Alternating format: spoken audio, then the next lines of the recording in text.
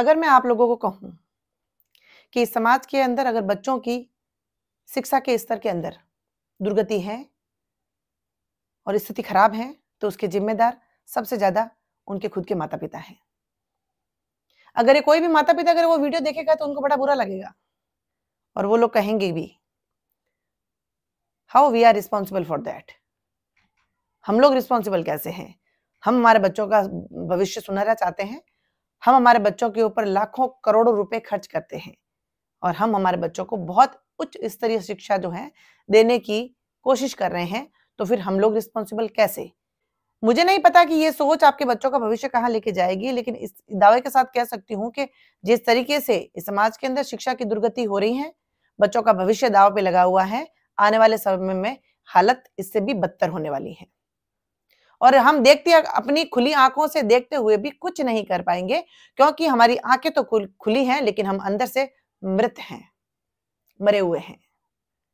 जीवित हैं क्योंकि हम हिल डुल रहे हैं, हमारा शरीर चल रहा है, हम बोल बहुत कुछ रहे हैं लेकिन हम कर कुछ नहीं रहे।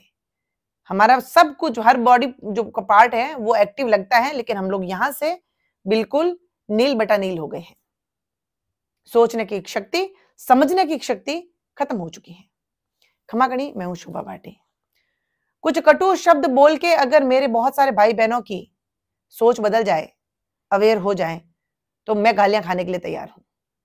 आप कितना भी मुझे गालियां दीजिए, आप कितना भी मुझे भला बुरा कहिए, मुझे फर्क नहीं पड़ता, क्योंकि आपको अगर इतना मुझे कुछ कहने से और आपके लाइफ में कुछ चेंजेस आते हैं और आपके चेंजेस आने से अगर इस समाज के बच्चों की जिंदगी अगर बेहतर हो जाती है, तो मुझे यही चाहिए।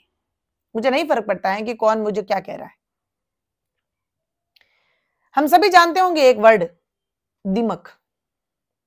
दीमक आप सभी जानते होंगे, छोटे छोटे कीड़े होते हैं। घर के किसी कोने के अंदर अगर हमारा आना जाना कंटिन्यूअसली नहीं होता है या फिर उस स्पेस को बिल्कुल साइड में कर दिया जाता है, तो वो दीमक वहां लग जाती है और वो दीमक धीरे धीरे धीरे, पता उसकी आवाज नहीं आती, हम उस घर में रहते भी हैं उसके बावजूद भी हमें पता नहीं चलता। वो दीमक धीरे धीरे धीरे धीरे धीरे हमारे घर के दीवारों को, स्पेशली फर्नीचर को, जो महंगी चीजें हैं और हमारे लिए एक माता पिता के लिए सबसे महंगी होती है उसकी संतान, उन सब को वो दीमक धीरे धीरे, यानी लकड़ी को, फर्नीचर को और भी घर के और भी पार्ट को, वो धीरे धीरे धीरे धीरे दीमक निगल जाती है। और जब तक after some time, long time हम लोग वहां पे पहुंच के जाने की, देखने की कोशिश करते हैं, हमारी नजर पड़ती है, तो हमें अफसोस होता है, अरे ये कब हुआ? हम घर में रह रहे हैं उसके बावजूद भी ये कैसे हो गया? ये तो पूरा नाश हो गया, हमारा घर खराब हो गया। ये चीजें हो रही है। हम रह तो इसी समाज में रहे हैं, लेकिन समाज के उस पॉइंट पे, उस कंटेंट पे जहां हमारा ध्यान जाना चाहिए, वहां हमारा ध्यान जाता नहीं है, जिसकी वजह से वहां पे कुछ लोग दीमक का काम कर रहे हैं, जो उसको खाने का काम कर रहे हैं। हमें आवाज नहीं आती, हमारी आंखें खुली हैं, उसके बावजूद भी हमें दिखता नहीं, क्योंकि हमारा ध्यान वहां नहीं जा रहा, वहां पर हमारा आना जाना नहीं है, उस चीजों को हटाना, वहां पे थोड़ी अवेयरनेस नहीं है, जिसकी वजह से वहां पे वो दीमक लग जाती है। शिक्षा के क्षेत्र में भी ऐसे ही हो रहे हैं।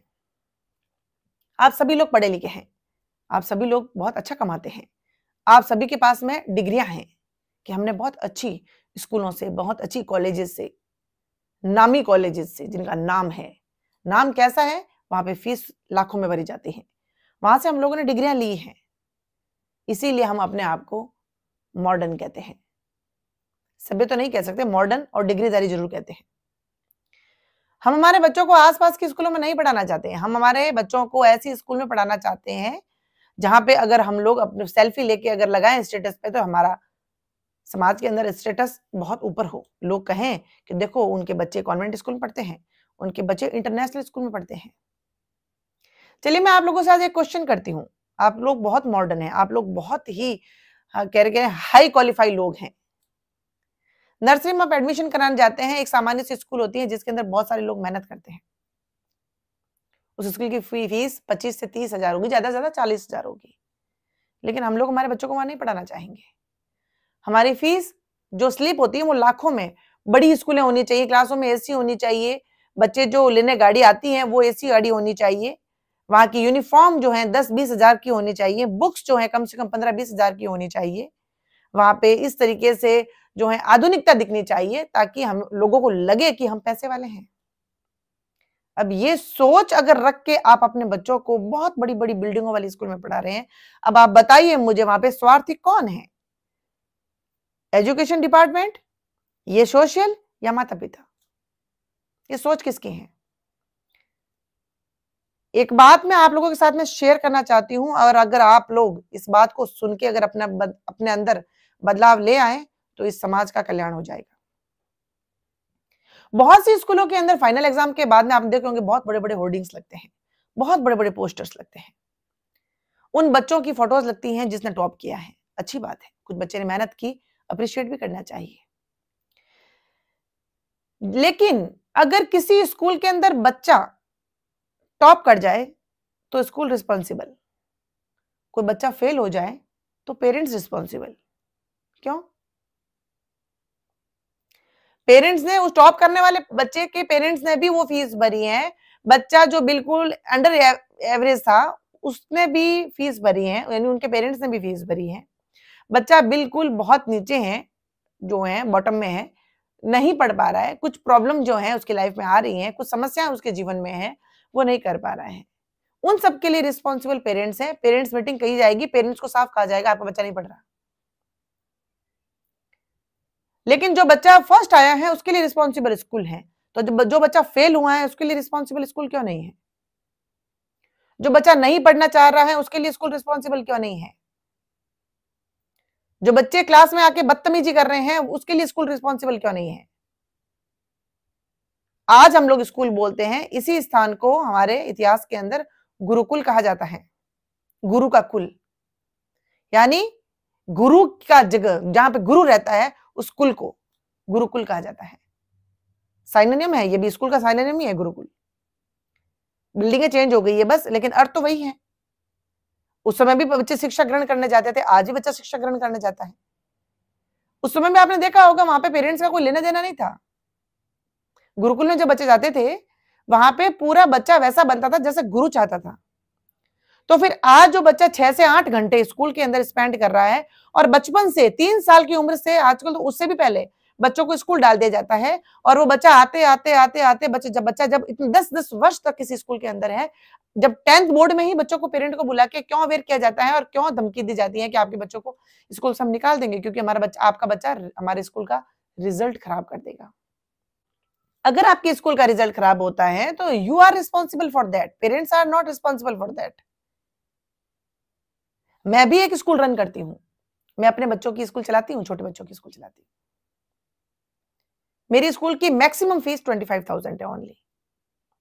कई बार जब ऐसे स्कूलों में होता है तो फिर वहां पे वो मेरे को जवाब देने को नहीं बनता उन टीचर्स को। मैं जाती हूँ, बहुत सारे पेरेंट्स जब मुझे बोलते हैं मैम प्लीज आप हमारे साथ चलिए, मैं जाती हूँ उन बहुत बड़ी बड़ी स्कूल के अंदर, मैं उनसे क्वेश्चन करती हूँ।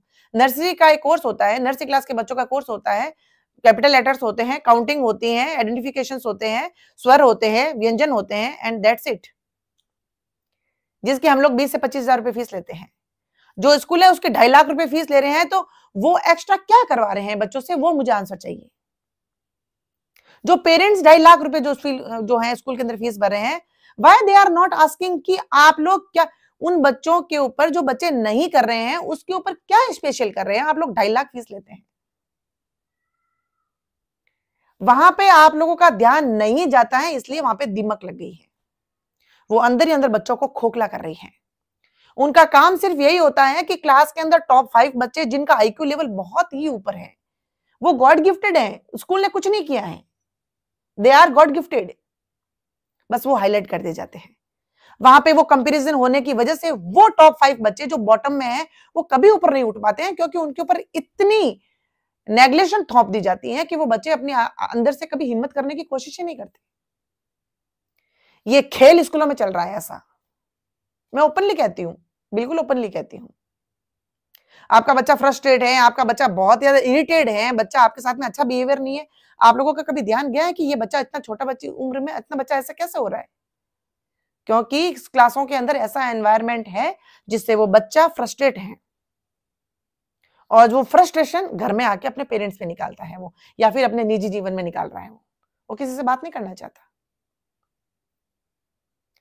मेरी स्कूल के अंदर बच्चे हैं, बहुत सारे पेरेंट्स कहते हैं मैम इस क्लास के अंदर फर्स्ट कौन आया?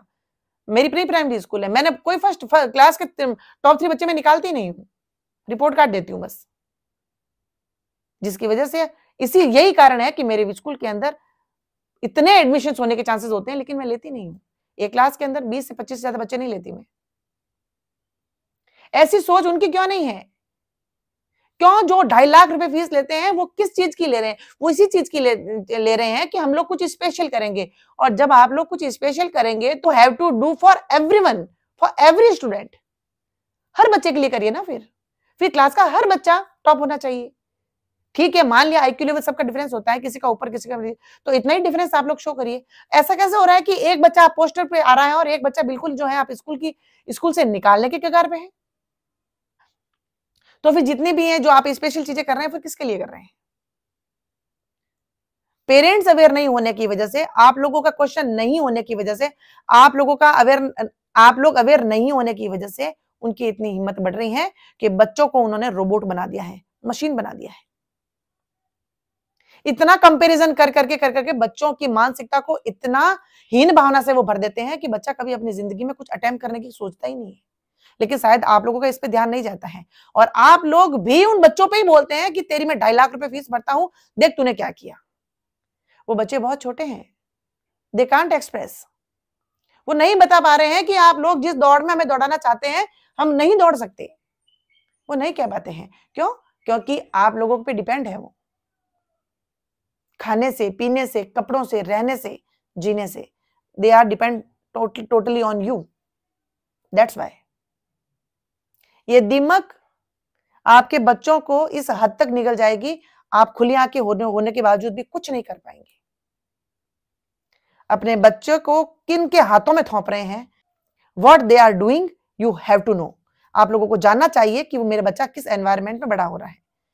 बच्चा 8 घंटे वहां रहता है, दिन के 8 घंटे अगर बच्चा कहीं किन लोगों के हाथों में रह रहा है, तो वो हाथ कैसे हैं, उन लोगों की सोच कैसी है। आप लोग नहीं बोल पाते हैं क्योंकि वो आप जाते हैं, वो थोड़े से 4-5 सेंटेंस इंग्लिश में फेंक देते हैं, जिसकी वजह से आपकी हिम्मत नहीं होती है कि उनसे आप कुछ क्वेश्चन पूछ लें।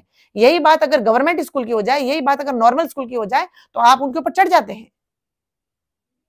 ये आप लोगों की सोच है जिसकी वजह से ये समाज के बच्चे इस भंवर में फंसे हुए हैं, जहां पे उनको निकलने का रास्ता नहीं दिख रहा। आप लोगों से हाथ जोड़ के विनती है, एक स्कूल की मालिक हूं मैं, उसके बावजूद मैं आप लोगों को कहती हूं कि स्कूल में जाके समय समय पे यू हैव टू चेक कि मेरा बच्चा क्या कर रहा है, कैसे कर रहा है। नॉर्मल लाइफ जीने पे उनको ध्यान दीजिए। बच्चा बच्चा है, वो आपका रोबोट नहीं है, मशीन नहीं है। माना कि वो आप पे डिपेंड है, लेकिन आपके इतना भी अधीन नहीं है वो कि वो जीना भूल जाए। ऐसे कई कंटेंट हैं जो दिमाग का रूप लेके इस समाज को खोखला कर रहे हैं। स्कूलों के अंदर मैं बता रही हूं आपको कि फैशन डिजाइनिंग के तौर पे, ड्रेसिंग सेंस के तौर के ऊपर इतनी अभद्रता सिखाई जाती है उन बच्चों को कि वो बच्चे आज दिशा भटक गए हैं। बेसिक पे उनकी नींवों पे ध्यान नहीं दिया जा रहा है। उन बच्चों को ऐसा आधुनिक बनाने की जो है कोशिश की जा रही है कि वो बच्चे मशीन बन के रह जाएंगे। इसीलिए मैंने कहा कि आप लोग जिम्मेदार हैं आपके बच्चों की बर्बादी के। आपके बच्चों की फीस कितनी मायने रखती है डजंट मैटर, लेकिन आपके बच्चे कैसे एनवायरनमेंट में बड़े हो रहे हैं उस पर ध्यान जाना चाहिए आपका। शिक्षा का एक क्राइटेरिया होता है। एक नर्सरी के बच्चे के लिए क्या सिलेबस होता है, एवरीबडी नो। केजी के बच्चे के लिए क्या होता है, नर्सरी के बच्चे के लिए क्या होता है, 10th के बच्चे के लिए क्या होता है, हम सबको पता होना चाहिए। स्कूल स्पेशल अगर कुछ कर रही हैं, वो 2.5 लाख रुपए अगर फीस ले रही हैं, तो आप उनसे पूछिए, तो फिर आपकी क्लास का हर बच्चा टॉपर होना चाहिए। इतना दबाव आपका उन लोगों पे नहीं है, जिस वजह से उनका दबाव आपके बच्चों पे इतना है कि इसीलिए इसी समाज के 8वीं 9वीं के बच्चे सुसाइड कर रहे हैं, क्योंकि वो इतना अंडर प्रेशर आ जाते हैं स्कूल की वजह से। और आप लोग बच्चों की नहीं सुनते, आप लोग टीचर्स की सुनते हैं। टीचर की इसलिए सुनते हैं क्योंकि वो आप लोगों को इतना भड़का देते हैं बच्चे के विरुद्ध कि आप घर पे जाके उन बच्चों का क्या हर्ष करते हैं, कितना सुनाते हैं कि वो बच्चे जी नहीं पाते हैं और वो मौत को गले लगा लेते हैं। इसलिए वो तो गैर हैं, लेकिन आपकी तो संतान है। आप तो उनको समझिए, आपका ध्यान उन पे जाना चाहिए। आप कितना भी कमा लीजिए, आपके करोड़ों का बैलेंस हो जाएगा, अगर संतान आपकी नहीं हुई तो आपका कुछ नहीं होगा और ये धन आपके कहीं काम नहीं आएगा। इसीलिए समय रहते हर कोने पे ध्यान दीजिए। आपके घर में दीमक मत लगने दीजिए।